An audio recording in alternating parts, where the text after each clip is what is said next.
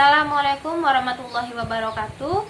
Perkenalkan, nama saya Sri Dwi Juliani, NIM 0308 171015 dari PIAUD 1 semester 6. Di sini saya akan mempresentasikan proposal saya yang berjudul Pengaruh Media Pembelajaran Menggunakan Pasir Berwarna Terhadap Kreativitas Anak Usia 4-5 tahun di TKIT Nurul Ilmi Medan Estate tahun ajaran 2019-2020. Bab 1 Pendahuluan. A. Latar belakang masalah. Di TKIT Nurul Ilmi Medan Estate terlihat kemampuan kreativitas anak masih rendah. Hal ini dilihat saat mewarnai. Anak masih bingung dalam menentukan warna yang akan dipilih dan memulai bagian yang akan diwarnai. Selain itu, anak juga masih meniru apa yang dikerjakan temannya. Permasalahan tersebut disebabkan oleh beberapa faktor, antara lain media pembelajaran yang kurang menarik, pembelajaran yang menitikberatkan membaca dan berhitung, serta penggunaan metode statis sehingga membuat anak bosan dan kurang memunculkan ide kreatif. Kegiatan yang bisa dilakukan untuk mengembangkan kreativitas anak antara lain dengan musik, menonton pameran, menonton pertunjukan wayang, olahraga, bermain pasir, dan lain-lain. Bermain pasir hampir disukai semua anak. Pasir pun merupakan media yang mudah dijumpai, sehingga anak tidak asing dengan media pasir. B. Rumusan masalah. Berdasarkan identifikasi dan batasan masalah, maka rumusan masalahnya yaitu adakah pengaruh media pembelajaran menggunakan pasir berwarna terhadap kreativitas anak usia 4-5 tahun di TKIT Nurul Ilmi Medan Estate tahun ajaran 2019-2020. C. Tujuan penelitian. Adapun tujuan penelitian yang ingin dicapai dalam penelitian ini yaitu 1.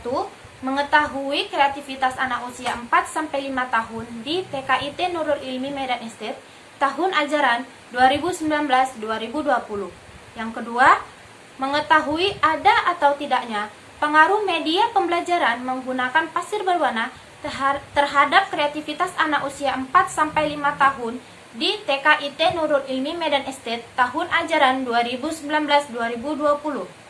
Bab 2. Tinjauan pustaka. A. Kerangka teoritis. Anak usia dini adalah anak yang baru dilahirkan sampai usia 6 tahun.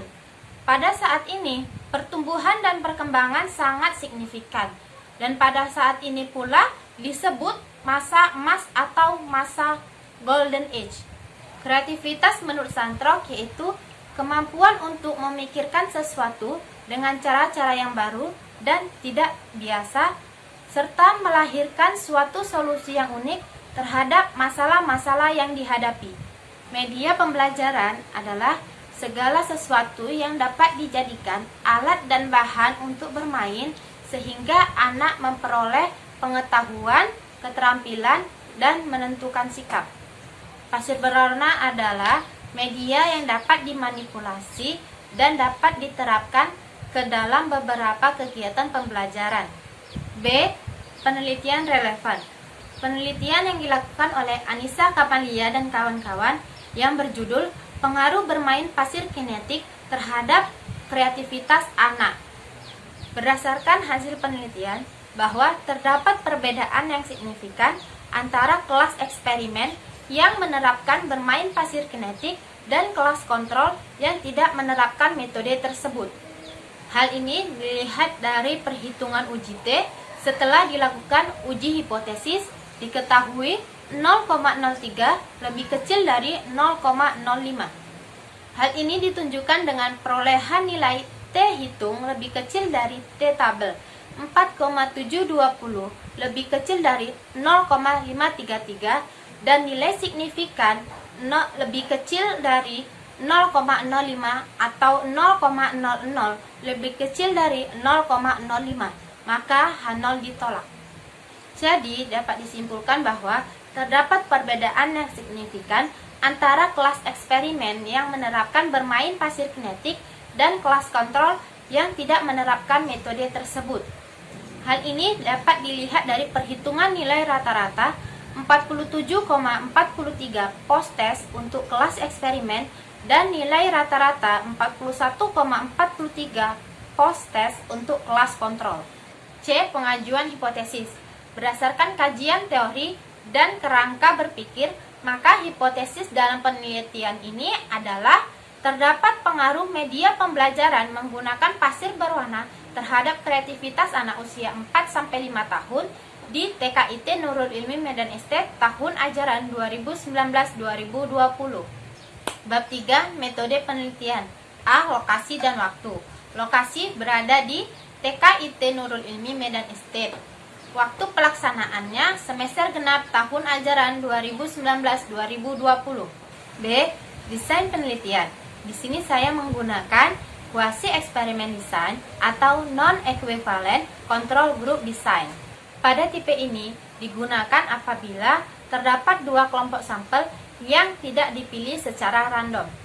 Kemudian salah satu kelompok diberikan treatment atau diberikan perlakuan, sedangkan kelompok lainnya tidak diberikan treatment atau tidak diberikan perlakuan.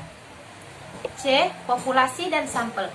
Populasi terdiri dari dua kelas, yaitu kelas Sakura 20 anak dan kelas Anggrek 20 anak, sedangkan sampelnya yaitu terdiri dari 40 orang anak.